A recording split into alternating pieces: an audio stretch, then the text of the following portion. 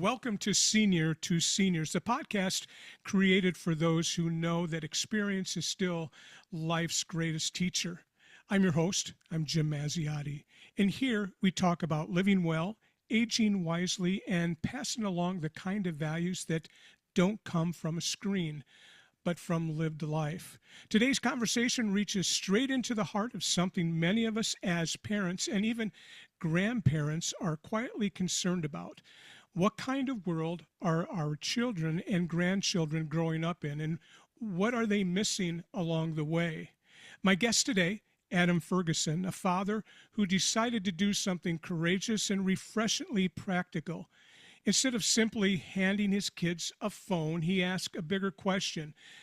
What should a child experience, learn, and become before technology takes over their attention?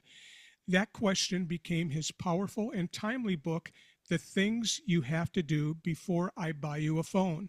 A thoughtful, humorous, and deeply meaningful guide built around real-life adventures that teach responsibility, grit, gratitude, and independence. Adam isn't anti-technology. He's pro-childhood. He's reminding families of something many of us grew up knowing instinctively. Boredom can be a gift. Failure can be formative, and confidence is built outside, not downloaded. For seniors, grandparents, mentors, and anyone who cares about legacy, this conversation is more than just parenting advice. It's about passing on values, restoring curiosity, and helping the next generation grow into capable, grounded adults. This is a conversation about childhood, yes, but it's also about wisdom, leadership, and legacy. So let's dive in. And Adam, thank you so much for joining me. Thank you, Jim. It's an honor to be here with you. So where are you joining me from today?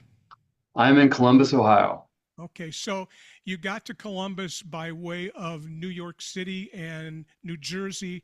How did you get to Columbus, and what do you do in Columbus? Yeah, I was born in 1976 and raised through the 80s and 90s in the suburbs of northern New Jersey. And my childhood was, my generation had one of the last childhoods pre-internet.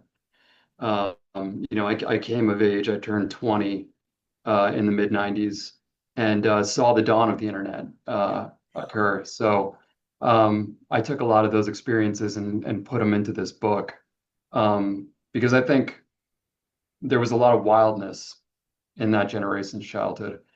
But to answer your question, I got interested in stories and storytelling and the power of story when I was young. I loved fiction. I loved reading. I loved novels. I loved movies. And I could see how narrative and storytelling could move crowds and move people and get them to believe things and get them to lock arms around ideas. And I basically turned that passion into an English degree in undergrad and then a career in communications. Okay. So most of my career has been in branding, figuring out brand positions for companies, turning that into storytelling with advertising and content online. And we all know the great brands that we've fallen in love with over the years. It could be Apple, it could be Nike. Those are uncovered in the DNA of a company and focused.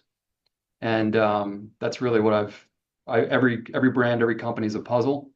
So I love to figure out puzzles and problems and technology and childhood with this latest generation, watching my own kids grow up in this ecosystem has created a new puzzle for me to solve. So that's why I did this project. Well, we're all trying to solve that puzzle, right? As we move along. And you talk about the power of story, and it's in your work that you do. And only recently, within maybe the last 10 years, have I discovered the importance of the power of story in even small business, even in me, and how I relate to my clients, and the power of story in working with my clients. So I think it's only grown, and some of the major companies, people like you, have brought it out and helped people like me really discover it. So you have a checklist. Your book, by the way, people can see in the background, but I have it here. You've created a checklist of experiences kids should complete before getting a phone. And maybe it's not just getting a phone, but I think it's about participating in life as they grow up. But the premise is getting a phone, and I love that. How did you come up with this idea? Yeah, I think, my oldest son was born in August of 2007. And for context, the first generation of the iPhone came out in June of 2007. Okay. So I've kind of had a front row seat to this collision of technology and childhood. I've got three kids now. I've seen them all kind of like um, uh, tackle problems and issues with technology that I never experienced growing up. Completely new things, getting into trouble over a text message that was sent and then screen grabbed and then shared. It was foreign territory for me. So, as you said, it's a puzzle, and as parents and grandparents, we've been seeing the mental health effects of all this. And it just creates this kind of urgency around figuring it out. We don't want our kids to be suffering. Um, and I think as human beings, the human species, we learn by trial and error. We've made mistakes in the past, like think about lead paint or smoking cigarettes, or, it takes a decade or two, and then we see the outcomes and we go, oh, whoops, let's correct that, let's regulate that. And I think what our children are going through right now, this generation, is an experiment to a degree. And I think we're starting to figure out the parameters of like, okay, we need to lock some of these things down a little bit. So in the interim, while we haven't regulated any solutions yet with law, this solution was really meant to kind of interrupt this handoff of technology. Because when I've looked at, my peers raising kids, what I see is typically tablets are the first things to get handed off to kids, usually around 2, 3 years old. They're handed iPads or some form of tablet, and they're able to play games, and some of the games are educational, which can be good. Um, but sometimes they're babysitters too, right? The tablets act as babysitters. If I want you to be quiet, Yeah. I'm gonna distract you. Yeah. Um, I really appreciate that on airplanes, but in other in other places, I actually in my family we kind of made uh, we let airplanes be an outlier. But what you see then is as they get into elementary school, even the schools have embraced smart boards and screens for teaching, which is okay. It's where the technology needs to go, but the kid gets more and more adapted to getting all of their information and content through screens. And then you get to this critical period around fourth grade, fifth grade, sixth grade, which is when the kid wants more independence. They want to get into the world, and the phone becomes the connective tissue between them and their social network, Yeah. right? How I communicate. And then that just unlocks Snapchat and all these social media things that they get into. And I really wanted to interrupt that with, let's take a pause. You've been given a tablet, you've gotten into the system, you're living in screens all day long.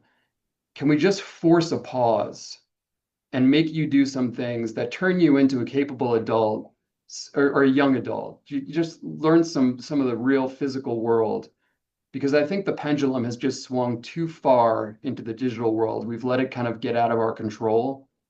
And, this book was really trying to give parents a tool, um, to create a new like formative habit or period that we can all say as a culture, like, yes, kids need this. They need to feel the real world.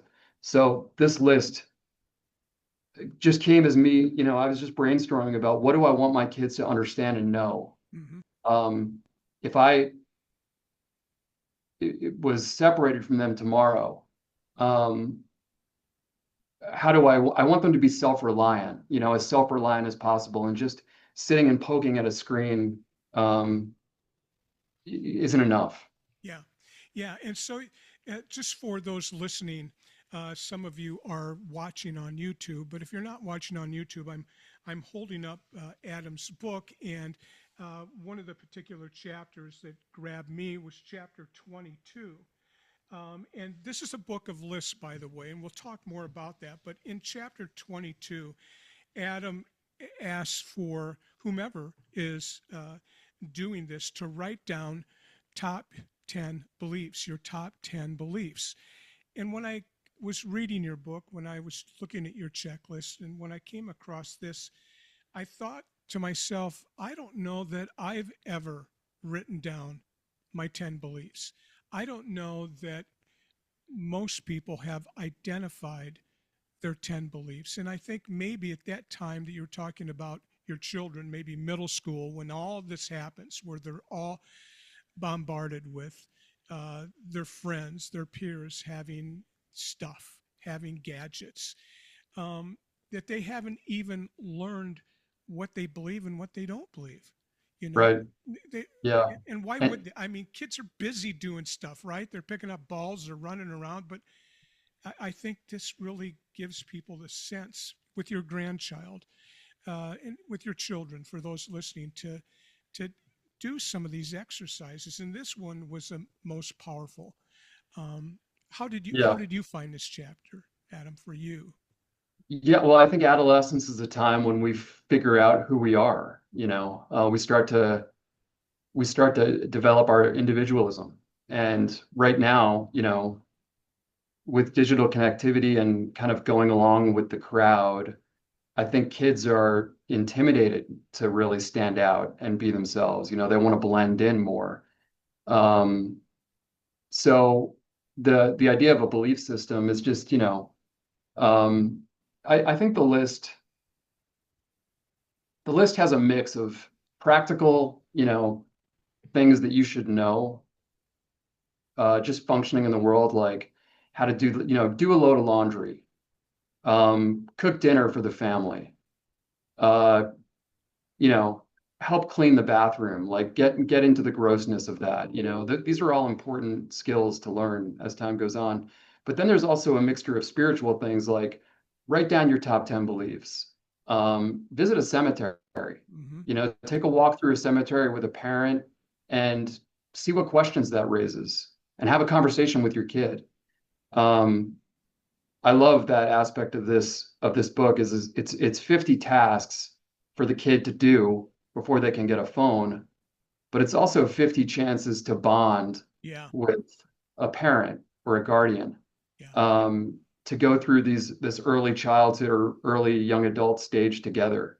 And because I think, you know, as much as kids are threatened by technology, as much as their childhood is compromised, parents are also distracted and uh, get into the productivity trap and maybe aren't paying as much attention as they would like. So this list hopefully gives them 50 chances to do so. yeah. And so, and for those listening again and those watching, the list is here.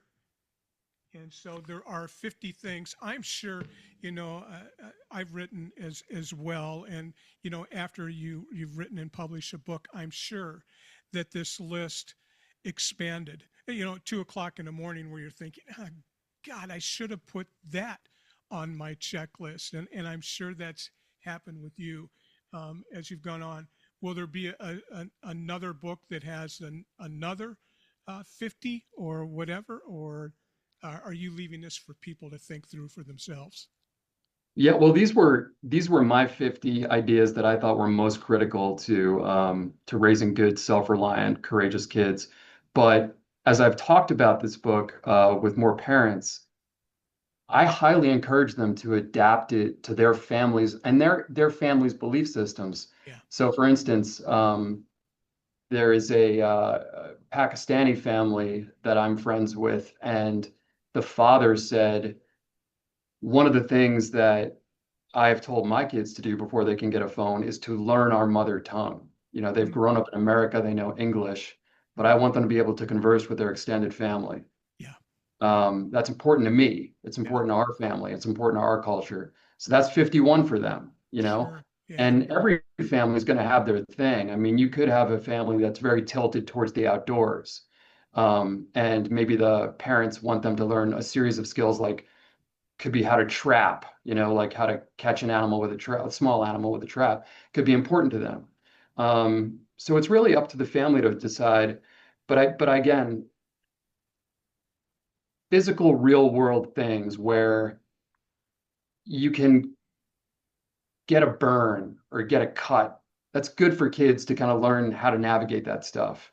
Yeah. Um, my daughter, when she was doing this, cooked dinner with me and was cutting Brussels sprouts with a paring knife, and she's 8 years old and learning how to cut with a paring knife. And not every parent feels comfortable with that, but I think it's important to put them in that situation and have them learn a little danger, learn how to manage those moments. Yeah. Well, the one interesting chapter was, and maybe there's a story behind it. I kind of found it funny for me and also a little bit revealing, is to learn how to throw a punch. And Oh yeah. when I read that, I thought, I wonder if Adam has a particular experience where he drew from that and that it benefited him. I'm curious, not to talk about, your fighting skills or being in fights, but or conflicts. How did that get into the book? I'm for my curiosity. Yeah, no, I've always been more a lover than a fighter, Jim, but I do remember in elementary school, getting into scrapes Yeah, at certain moments. And I think the learn to throw a punch idea was, and I kind of emphasize this in the writing, that it's really about insurance. It's about like, being able to defend yourself if the situation calls for it. yeah, And especially raising a daughter, I want her strong. I want a right. little warrior. I Mm-hmm. want a I want a wolf. Mm-hmm. Um, so so I think the knowledge of like, my kids have all gone through karate classes, but the knowledge of like what your body can do Yeah, and if it needs to, how to have the courage and confidence to stand up for yourself. I want that for my kids. Everybody wants that for their sure, kids. They don't sure. want their kids to get pushed around. Yeah, and it took me to a place in my life where I had a son who was heavy set kid, was being picked on all the time, and so we did the very thing. He's a very gentle kid, wouldn't uh, swat a fly. I mean, it's that kind of kid, and so I basically taught him how to defend himself.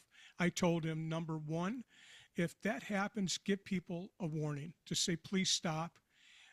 Number two, give them a second chance. Tell them, listen, please stop, or there's going to be consequences. Please just leave me alone. Right. And number three, um, you punch them. And a lot of people, oh God, no, you can, but you have to learn how to hit them so you don't hurt them. You just cause pain, so they'll leave you alone. And he used it in one particular situation in middle school, and it served him well. The kids Yeah. never bothered again. He was expelled for 3 days, but the principal told me, Jim, I have to expel him. It's my job. But I agree with everything that he did and what you taught him and your thought process for this.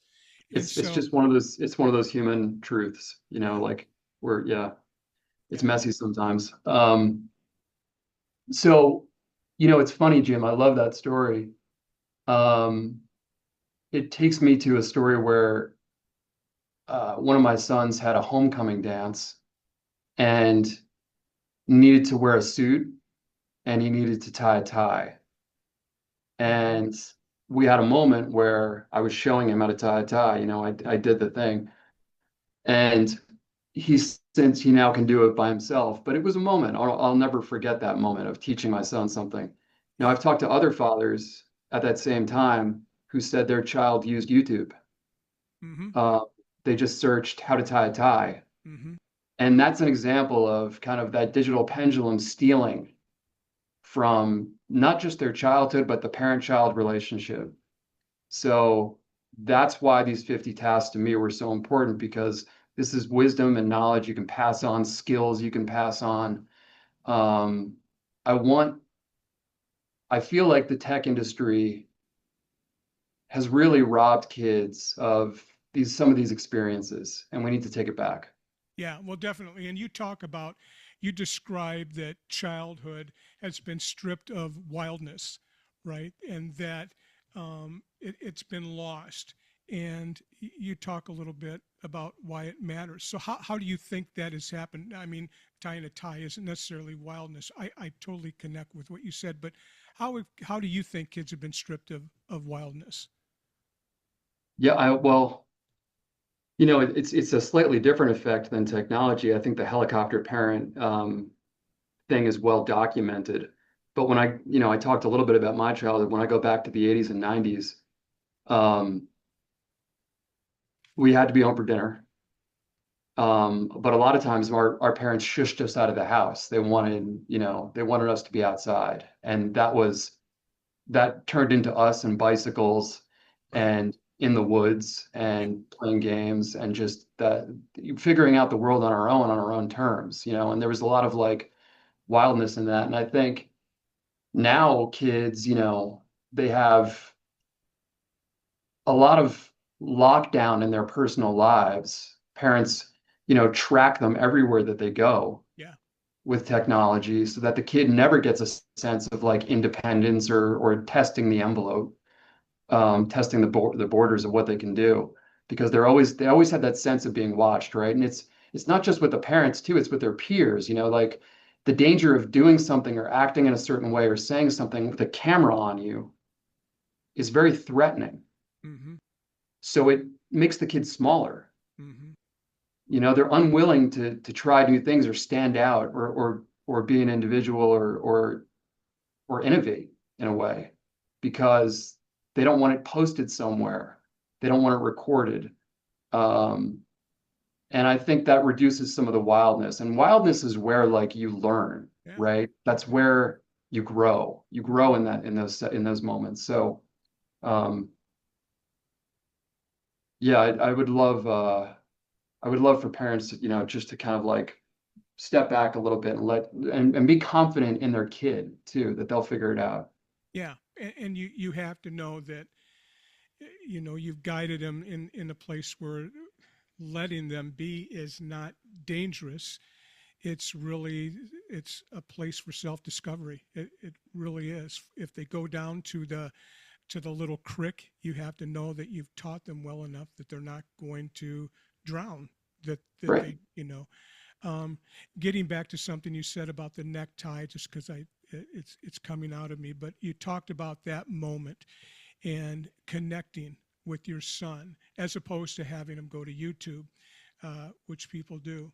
And I call those in the book I wrote about my son, I call those tiny moments. How important tiny moments are in a lifetime with a child. And that's just one tiny moment where you were able to connect. And I can almost promise that for the rest of his life, every time he ties a tie, you'll come to mind. He'll think about that. Where I remember that moment where my father helped me tie my tie. Am I doing it right, and so forth. Yeah. So I believe in tiny moments like that as well. Um, Yeah. One of the questions I have is about grandparents, because my audience is I have a lot of grandparents in my audience, and grandparents often feel torn between spoiling and guiding their grandchild. It's a really uncomfortable place. I know with my grandchild, am I spoiling them or am I guiding them? So how can grandparents set things up, so they have healthy boundaries around technology without creating family tension? What would you recommend for grandparents in all of this? And how does this book fit in with grandparents? Yeah. Well, okay. So far, what I've seen from reception of the book is that grandparents really tend to take a shine to it. Yeah. It's selling as well with grandparents as well as with parents, and I think part of that is because if you look at the the current grandparent generation, they were born in the 40s, 50s, probably 60s. Hmm. And I think, the phrase jack of all trades and Jill of all trades, I associate that a lot with the 50s, um, and the 40s when people were proud of being generalists. They could do a lot of things. Yeah. They could work on a car. They understood how to garden. Now we've gotten to this point in the current generation where we're really specialists. Yeah. We really invest in one or two skills, get really good at them, and stand out. And like we don't know how to do a lot of stuff. Right. And Right. part of the 50 tasks is creating well-rounded kids. Trying things that may be uncomfortable, that they haven't tried before. So for a grandparent, I don't know, my kids really love their grandparents. They love hearing about not just the old days and stories about the old days, but the experiences that they've had. Um, and they have been invited on some of those experiences. Um, so I would say that, I would encourage a grandparent to look at this list of 50 things, think about the ones that connect with them. Hmm. And maybe, like I said, with the bonding experiences between child and parent, is there a bonding moment between child and grandparent? So one of the things here is take a weekend road trip with me, Yeah. right? I've done this with all my kids. You know, find a destination that's within driving distance.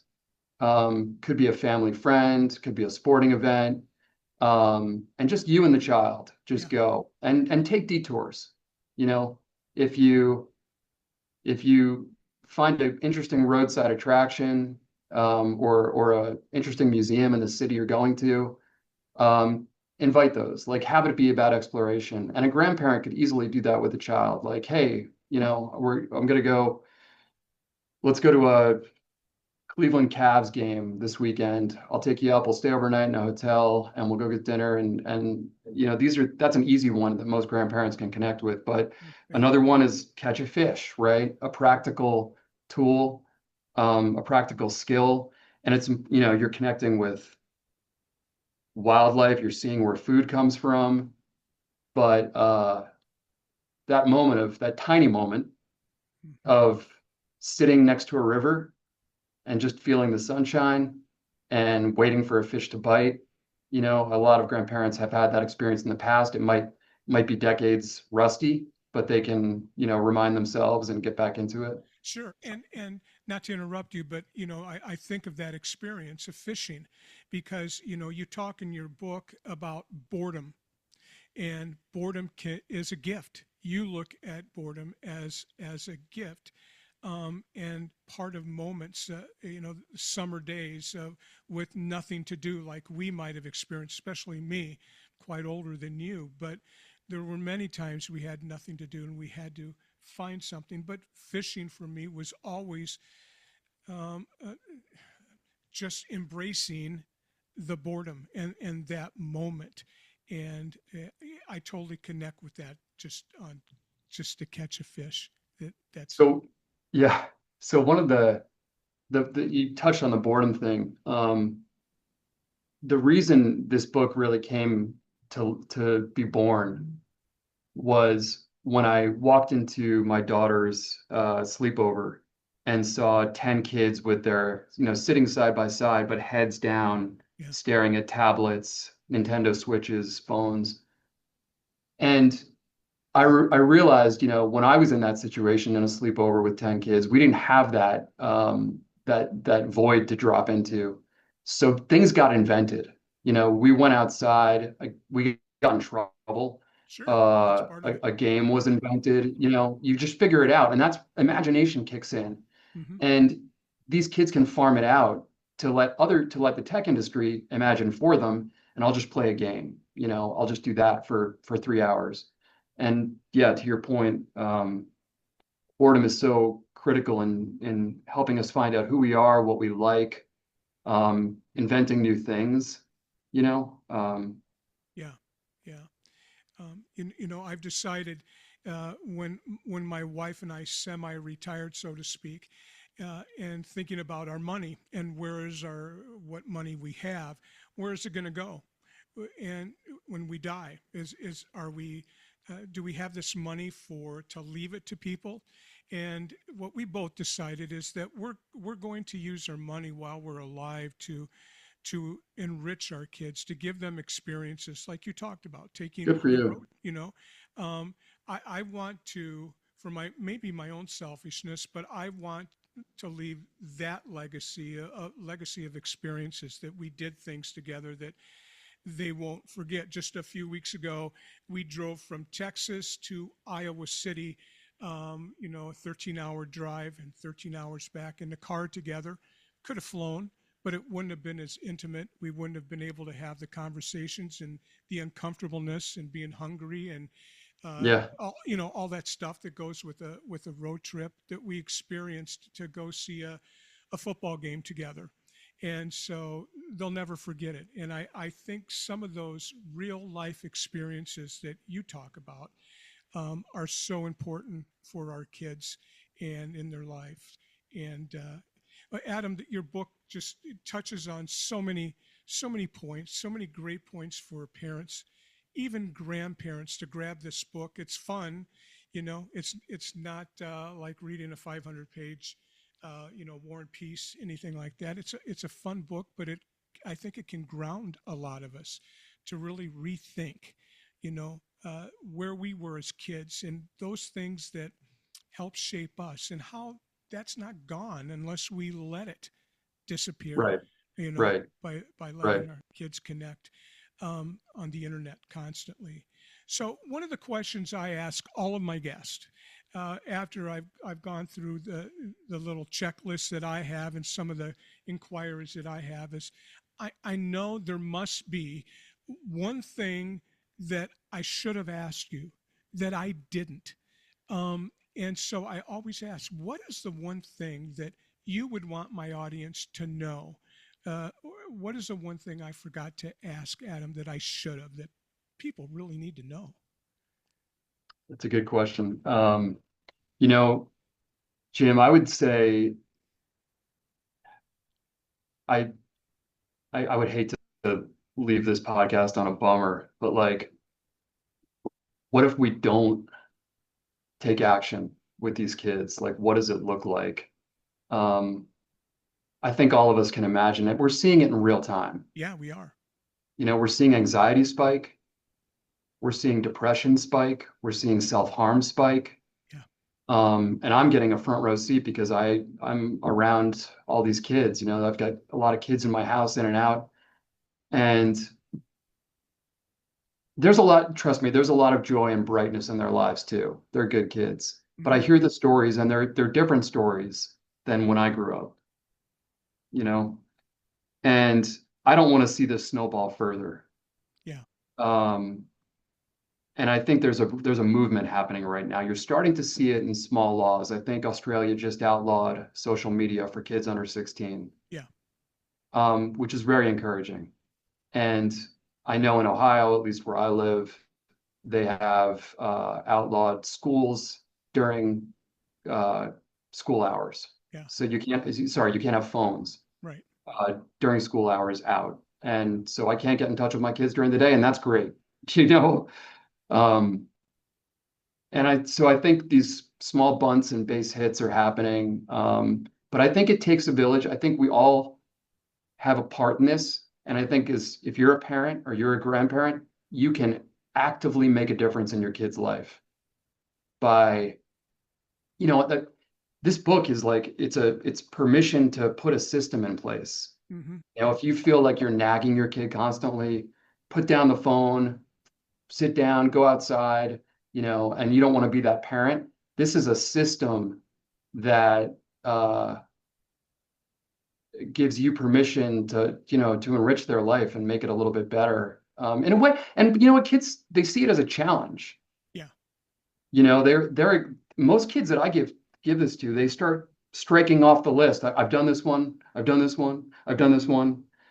And then the parent looks over their shoulder and goes, no, you haven't. Yeah. So, you know, I the question that, I don't, is the question I don't want to ask, which is what if we just sit by and let this happen, which I don't want. Yeah. What if we do nothing? Yeah. Well, Adam, just for everyone listening, watching, you can get this book where I got it on Amazon. It's available. Um, Adam, do you do speaking? What do you do? Anything like that? How can people find you? What's the best way for people to connect for you, and in what ways can you help them outside of this book? Yeah, I've been just running the podcast circuit, trying to get the word out. I've been doing some local talks in schools. Still kind of ramping up. I mean, there are many strategies out there right now. This is one strategy. It's not the be all end all answer, but it's a bite of the elephant. So, I hope that as time goes on, to turn it to make it less about a book and more about a project and a system Mm-hmm. that people can embrace. Because technology is not going anywhere. Like you said, I'm not anti-tech. We want our kids need to be sharp with this stuff. They need to be well versed when they get into adulthood so that they can change the world on its terms. Um, so more, to answer your question, Jim, like just more to come. I'm just going to keep the drumbeat going. Yeah, and this, yeah, again, it's pro-life experiences, really, not anti-tech. Correct. It's just pro-life. Pro-life experiences. There's so much to experience that kids need to understand or discover, I guess. Right. Right. And so, your book was just published in 2025, so it's pretty new, right? Yeah. Yep. A couple And months. so getting the word out, it takes things like this. I'll do my best to get the word out to people as well. And I hope people feel comfortable in connecting with you and purchasing your book. At the very least, I will have on my show notes your information and your website and all of the information about you so people can connect. And so, again, I just wanted to thank you, Adam. I've enjoyed this a lot, and I hope Thanks, Jim. hope we It's can fun. talk again. Okay. Yeah. Bye. Great. All Thanks, right. Thank you. Bye.